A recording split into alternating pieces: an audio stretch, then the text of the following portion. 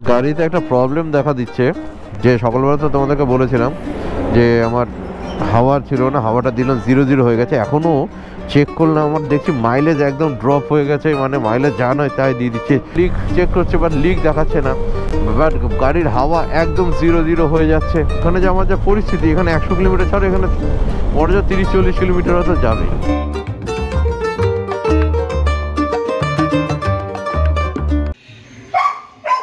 বাইরে জাস্ট ওয়েদারটা দেখো, পুরো কুয়াশা হয়ে গেছে।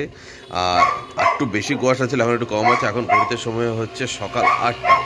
তো গুড মর্নিং ফ্রম পুরী বন্ধুরা। তো আমার ড্রেসার থেকে তোমরা বুঝতে পেরে গেছে আমি রেডি হয়ে গেছি বাড়িতে বেরোনোর জন্য। আর এখানে একটা কুকুর ডাকছে, প্লিজ ইগনোর করে দিও। তো সকালবেলা অ্যালার্ম দিয়েছিলাম 5টার সময়, তো ঘুমটা ভাঙেনি, কিছু ঠান্ডা লাগছিল, তো একটু আধ ঘন্টা বাদে উঠি। বাট আধ ঘন্টার চক্করে আমার লেট হয়ে গেল, প্রায় 7টা বেজে গেল উঠতে। এটাই হয় 5-10 মিনিটের জন্য এরকম হয়ে যায়। তো যাই হোক, এখন আমরা রেডি হয়ে গেছি, ব্যাগপত্র গোছানো হয়ে গেছে, খালি লাগেজটা গাড়িতে লোড করতে হবে আর বেরিয়ে পড়তে হবে। তো ভিডিওটা লাস্ট পর্যন্ত অবশ্যই দেখবে, কোন রাস্তা দিয়ে যাচ্ছি, কোথায় দিয়ে যাচ্ছি, এখন আবার নতুন কোনো রাস্তা আবার নিচ্ছি কিনা সব কিছু দেখে নিও। প্লাস হচ্ছে আমার এই সিরিজে যারা আগের কোনো ভিডিও দেখোনি, অবশ্যই আগের ভিডিওগুলো দেখে নিও, ডিসক্রিপশনে লিঙ্ক দিয়ে দেবো। আর ভিডিওটা যদি ভালো লেগে থাকে তাহলে অবশ্যই ভিডিওকে লাইক করবে, চ্যানেলটাকে সাবস্ক্রাইব করবে, যদি জানা থাকলে কমেন্ট করবে। তাহলে চলো আজকে বাড়ি ফেরা জার্নিটা শুরু করা যাক। তো গাড়ি এখন ফুললি লোড হয়ে গেছে, জাস্ট বেরোনোরই অপেক্ষা। বাট একটাই সমস্যা দেখা দিচ্ছে, তো এই যে সিটের উপর দেখতে পাচ্ছ হালকা হালকা জলে ফোটা।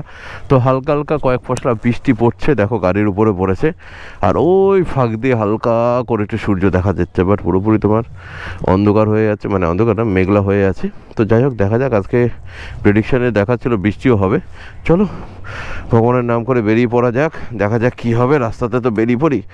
আর এখন টাইম হয়েছে 8টা 21 টাইম হয়েছে। এখন লেট হয়ে গেছে, অনেকটাই লেট হয়ে গেছে, আমাদের এক্সপেক্টেড টাইমের থেকে অনেকটাই বেশি লেট হয়ে গেছে আমাদের।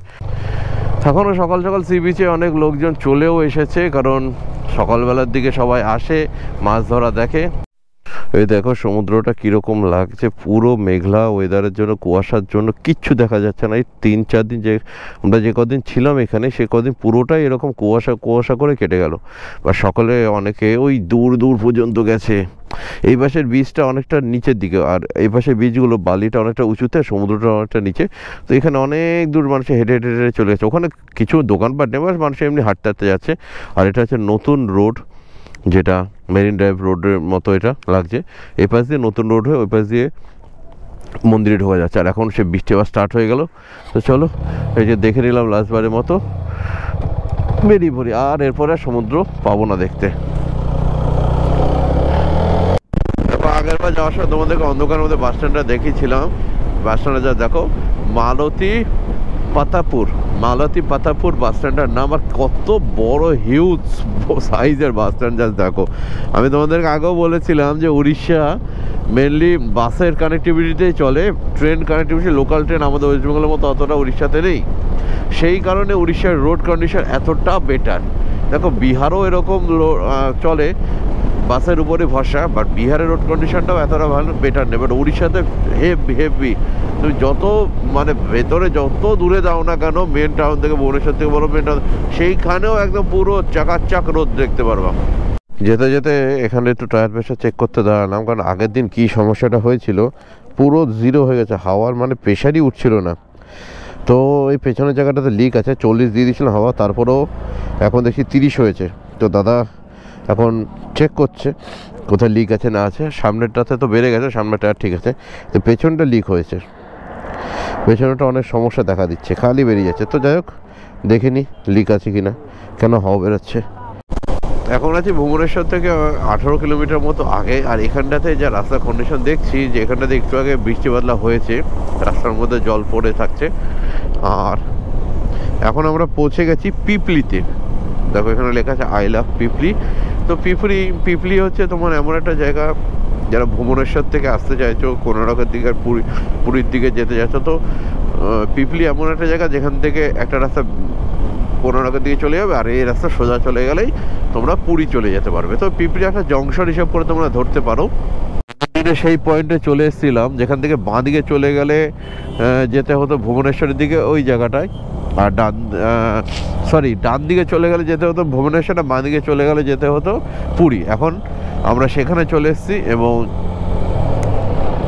উঠে পড়েছি রাস্তাতে, যেটা সোজা ট্যুর চলে যাবে কটক হয়ে আমাদের কলকাতা। আর এই দেখো সামনে সব ক্যামেরা লাগানো রয়েছে, এখানে সব কিছু চেকিং হবে, স্পিড লিমিটটাও চেক করবে, আর কোনো কিছু ভুলভাল কিছু হলে সেটা করে নজরদারি করবে। আর উড়িষ্যাতে আমি তোমাদেরকে আসার পথেও দেখিয়েছিলাম কত জায়গাতে ক্যামেরা লাগানো আছে। তো তোমরা উড়িষ্যাতে আসলে অবশ্যই এটা মাইন্ডে রেখে আসবে, একটু নজরদারি করবে। আর আমার কলকাতা টু পুরীর ভিডিওটা একবার পারলে দেখে নিও, আমি তোমাদেরকে মেনশনও করে দিয়েছিলাম কোন কোন লোকেশানে ক্যামেরাগুলো আছে। আর যাওয়ার সময়টাও আমি দেখছি যদি পারি মেনশন করে দেবো। দেখো আমরা এখন চলে এসেছি, এই ব্রিজটার নাম হচ্ছে কাঠজোড়ি ব্রিজ। এটাই হচ্ছে কলকাতা থেকে তোমরা যখন ভুবনেশ্বরের দিকে পুরীর দিকে আসো, এই যে তোমার ট্রেনে করে যাও তখন যে লম্বা একটা ব্রিজ পাও, অনেকটা লম্বা ব্রিজ থাকে, এটা হচ্ছে সেই ব্রিজ। এটা নাম হচ্ছে কাঠজোড়ি ব্রিজ। আর নিচে এখন জল শুকিয়ে গেছে আমি দেখতে পাচ্ছি, আর বালিটাই উঠে গেছে, হালকা হালকা জল আছে। জাস্ট কটক থেকে জাস্ট বেরিয়েছি, 4-5 কিলোমিটার হবে, আর আমাদের জার্নির 100 কিলোমিটার কমপ্লিট হয়েছে। জায়গাটার নাম হচ্ছে হরিয়ান্তা। তো এখানে দেখো হোটেল আছে, হোটেল অশোকা, রাস্তার পাশে হোটেল, বাংলাতেও লেখা আছে হোটেল অশোকা। তো যেতে যেতে আচমকা দেখলাম সব গরম গরম রান্নাবান্না করছিলো, গন্ধ পাচ্ছিলাম, তো খিদেও লাগছিলো। তো ভাবলাম সকালে কিছু ব্রেকফাস্ট করবো, তো দেখলাম এখন সকালে ভাতও হয়ে গেছে, যেটা আমার ইচ্ছাও ছিল। তো এখানেতে সব খাওয়া দাওয়ার জন্য অর্ডার দিয়ে দিলাম, চিকেন থালি আর মাছ থালি, রুই মাছ থালি, ফিশ থালি। তো খাবারটা আসুক, খেয়ে দিয়ে নিই, দেন আবার জার্নি করবো। তোমাদেরকে দেখাচ্ছি থালিতে কী কী দিয়েছে। আর এখানে খাবারের আইটেমগুলো যা দেখলাম ভালোই আছে, টেস্টি আছে। তো এই আমাদের থালি চলে আসছে, জাস্ট দেখো কতটা টেম্পটিং লাগছে। আমি ফিশ থালি নিয়েছি, পুতুল নিয়েছে চিকেন থালি, বাট চিকেনের কালারটা পুরোপুরি মটনের মতো লাগছে। যাই হোক, এখানে ডাল দিয়েছে, একটা মাছের মাথা দিয়ে সবজি আছে, ভাজি, মাছ। চলো খেয়ে নিই। আর এই মানে মাছ থালি মানে ফিশ থালিটার দাম হচ্ছে 70 টাকা, আর এই যে চিকেন থালি এটার দাম হচ্ছে 150 টাকা, 4 পিস চিকেন। তো হোটেল অশোকার থেকে ব্রাঞ্চ সেরে মানে ব্রেকফাস্ট আর লাঞ্চ সেরে এখন বেরোচ্ছি আমরা আবার। এখন ঘড়িতে বাজে 11টা, আর 2 ঘন্টাতে 100 কিলোমিটার কভার করেছিলাম। তার মানে এখানটাতে আমরা আধ ঘন্টা 40 মিনিট ছিলাম। ভালো রান্না করেছে, সত্যিকারে খুবই ভালো রান্না করেছে। তোমরা চাইলে এখানে এসে আবার খাবারটা টেস্ট করে দেখতে পারো। আর রাস্তার পাশে এই সমস্ত ধাবাগুলো না সত্যি কথা খুব টেস্টি হয়। দেখো এখানে 70 টাকায় ভেজ থালি দিয়ে দিচ্ছে, কত কিছু অপশন দিল। আর সেখানে পুরীতে 100 টাকাতে নিচ্ছে, খাবারের কোনো স্বাদই নেই। মানে এই যে কোনো ট্যুরিস্ট স্পটে এই একটা সমস্যা, ভাই টাকা নিচ্ছিস নে, কিন্তু অ্যাটলিস্ট স্বাদটা তো আন, টাকাটা তো কম নিচ্ছিস না, তার স্বাদটা কেন কম হচ্ছে? যেমন ধরো উপকার একটা করে দিতে পারলে হলো। আমরা তো সকাল সকাল খেয়ে দিয়েছি, কিন্তু আমাদের একটু মাথায় নেই যে আমার গাড়িটারও খেতে লাগতে পারে, তো গাড়িটাকে একটু খাওয়াতে হবে।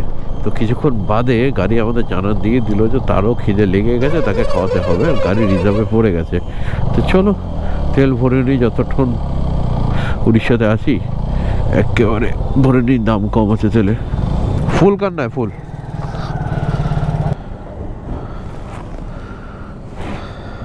বাস বাস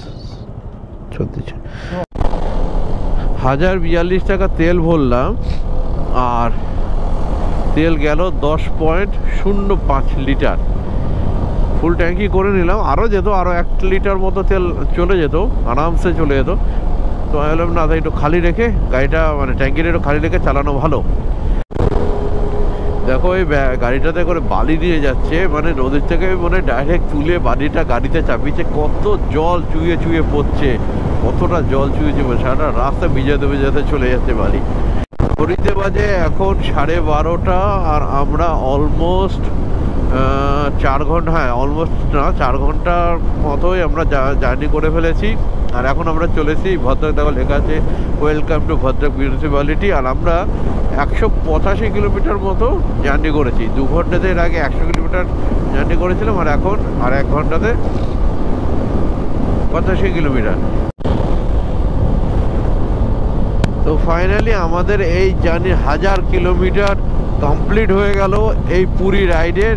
এখন আমরা অলমোস্ট বালেশ্বরের কাছাকাছি চলে এসেছি। আর এটা হচ্ছে দেখো হোটেল ময়ূর, যেটা যাওয়ার সময় তোমাদেরকে দেখেছিলাম যে নতুন হোটেল হচ্ছে, কি সুন্দরভাবে বানিয়েছে দেখো।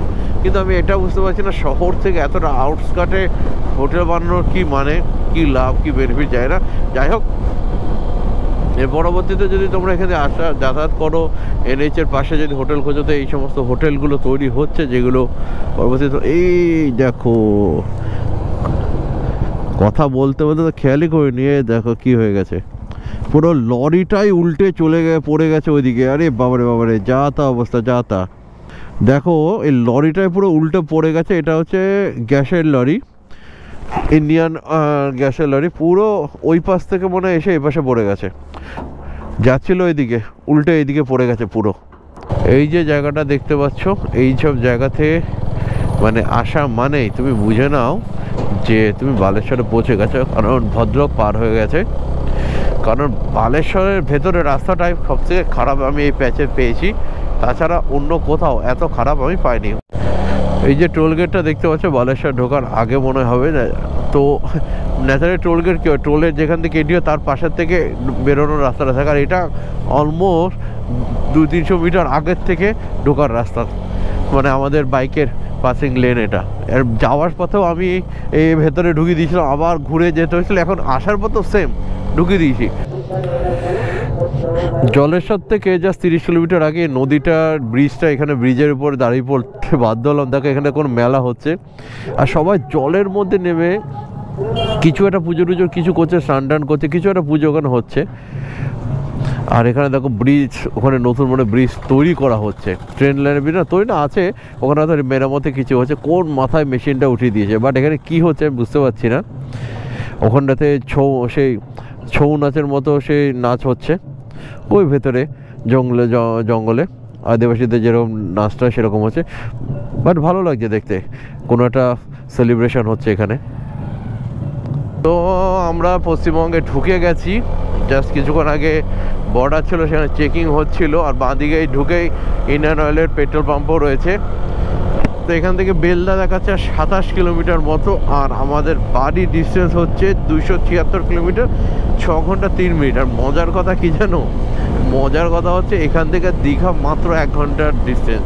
দেখো খালি কত গরুর পাল, এখন বাজে ঘুরতে 5:30, সব এখন বাড়ি ফিরছে, সব দল বেঁধে। আর কতটা ডিসিপ্লিন হয়েছে, আরে সালা এই গরুটার সাইজ কি,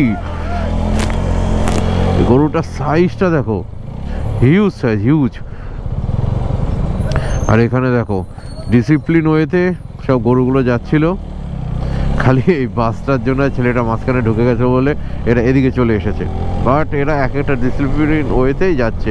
আর এখানে দেখো সাইজগুলো, প্রত্যেকটা দলের মধ্যে এরকম বড় বড় সাইজের 2-3টে করে থাকে যারা দলটাকে লিড করে। গাড়িতে একটা প্রবলেম দেখা দিচ্ছে, যে সকালবেলা তো তোমাদেরকে বলেছিলাম যে আমার হাওয়ার ছিল না, হাওয়াটা দিলাম 0-0 হয়ে গেছে। এখনও চেক করলাম, আমার দেখছি মাইলেজ একদম ড্রপ হয়ে গেছে, মানে মাইলেজ যা নয় তাই দিয়ে দিচ্ছে, 30-35 মতো মাইলেজ দিচ্ছে। তো চেক কর सकते পাঞ্চার। তো এখন আমি হাওয়া দিতে গিয়ে আবার বললাম, বলছে সে প্রেশারই পাচ্ছে না, সে 0-0 হয়ে গেছে। মানে আমি কতক্ষণ ধরে যে 0 প্রেশারে আমি করেছি ভগবান জানে, কতক্ষণ ধরে গাড়িটা চালাচ্ছি 0 প্রেশারে। দেখা যাক দাদা দেখতে পারে কিনা, সকালবেলা তো চেক করছিলাম, বোঝা যাচ্ছিল না কিছুই।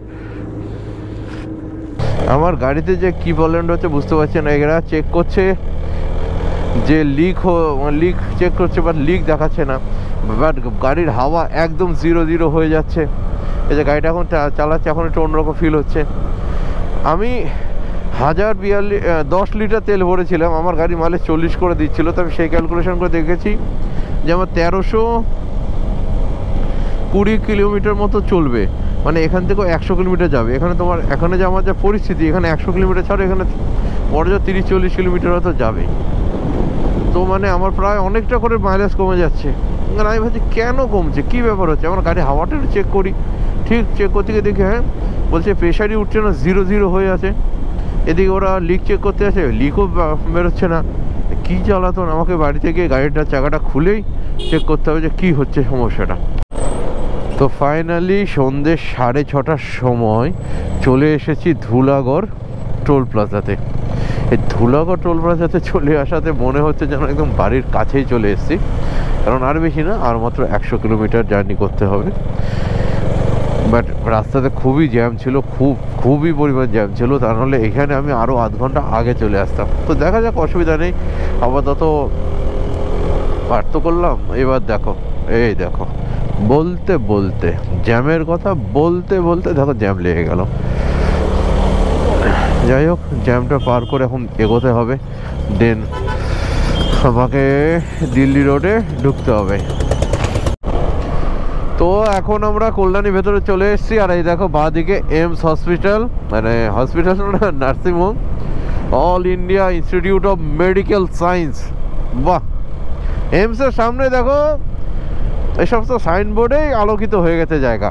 আর হসপিটালটা অনেকটা বড় জায়গা নিয়েই হয়, এটাও সেরকম অনেকটা বড় জায়গা নিয়ে হয়েছে। তো এখন বাজে ঘড়িতে 8টা মতো, আর ঘন্টাখানিকের ব্যাপার, 9টা ঢুকে যাবো। দেখো এন্ট্রি, এটা বিশাল বড় না হসপিটাল, বিশাল বড়, একবার এসেছিলাম, বিশাল বড় সাইজ, আর খুব ক্লিন, পরিষ্কার পরিচ্ছন্নতা অনেক ভালো। তো এখন আছি চাকদার একান্ত আপন, খুবই ফেমাস একটা রেস্টুরেন্ট, এখন বিরিয়ানির রেস্টুরেন্ট, রিসেন্ট টাইমে মানে খুবই ফেমাস হয়ে গেছে। তো আসার পথে পুতুল বলছে বিরিয়ানি খাবে, তো ভাবলাম আমাদের এই রুটের কোথায় বিরিয়ানি আছে, তো চললাম চাকদাতে আসি, এসে একান্ত আপন এখন ঢুকলাম। আমি বিরিয়ানি খেয়ে নিই। এখানটাতে ফিশ কবিরাজি অর্ডার করলাম, আর মটন বিরিয়ানি। ফিশ কবিরাজি দেখলাম 250 টাকা, আর মটন বিরিয়ানি 300 টাকা। তো আসুক, তবে দেখাচ্ছি।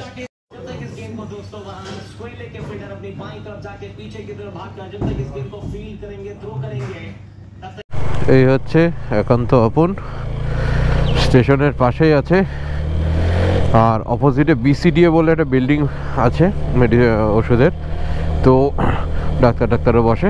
তো ওই বিসিডিএ বিল্ডিংয়ের অপোজিটেই একান্ত আপন বিরিয়ানি। তো বাড়ির কাছে চলেই এসেছি, এখন বাজে রাত্রি 10:30। মানে আমার গাড়ির ঘড়িতে আমার 15 মিনিট ফাস্ট করাচ্ছে, ধরো 10টা 15 বাজে। আর এখানে এসে দেখছি এখানে বৃষ্টি হয়েছে, রাস্তা পুরো ভিজে আছে। আহা, ঠান্ডা তো এমনিই ছিল, তার উপর আবার বৃষ্টি, কাঁপিয়ে দেবে পুরো আজকে।